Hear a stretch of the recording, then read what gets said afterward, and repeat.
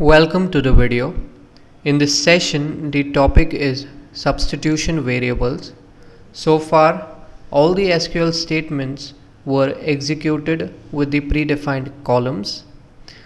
Well, substitution variable, it temporarily stores the values. There are two substitution variables. One is the single ampersand and the other is the double ampersand. First, we will see a simple example using the single ampersand. Select employee ID, comma last name, comma salary, comma department ID from employees, where employee ID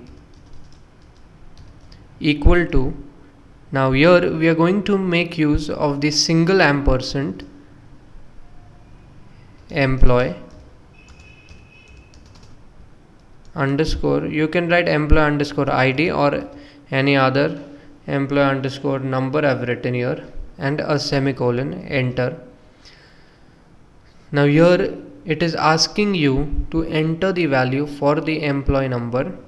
So if suppose I want to view the information of the employee ID 150, here it is giving me the information about the employee who is having the employee ID 150.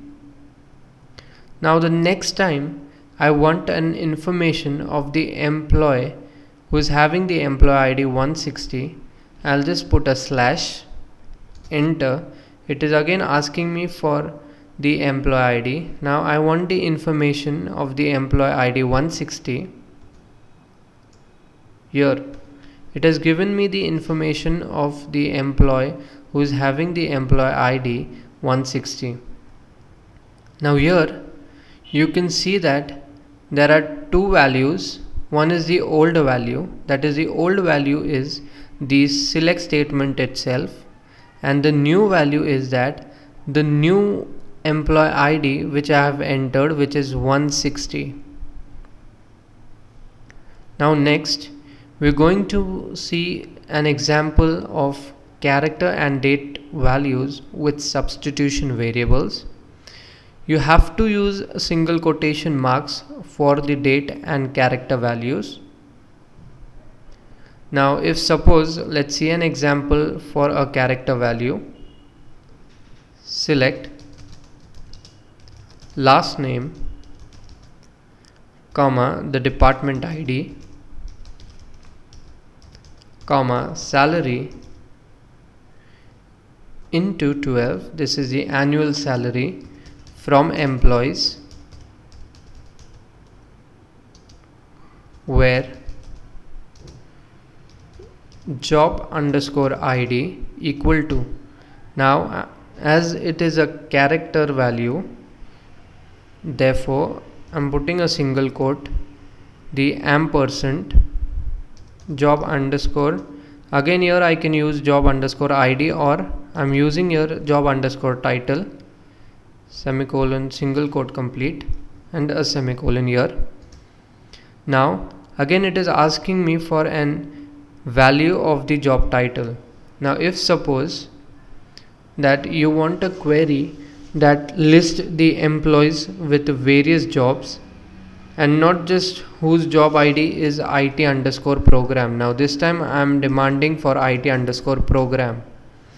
Here you can see that this is all the information regarding the employees who have their job title as IT underscore program.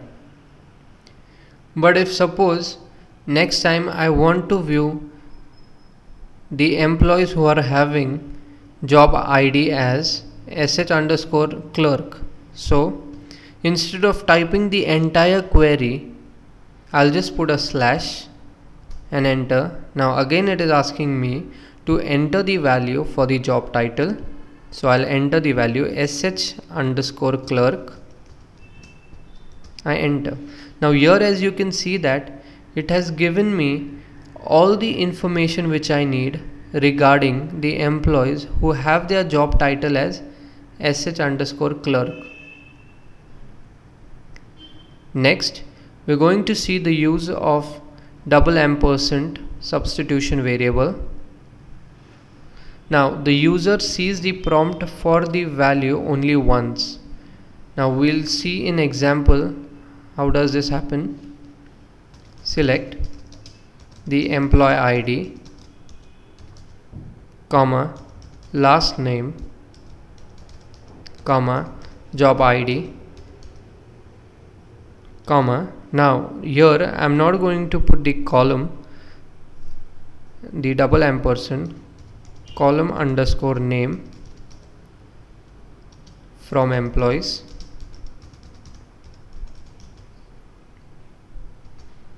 order by. Now here I am going to make use of single ampersand, column underscore name, semicolon, enter. Now as here you can see that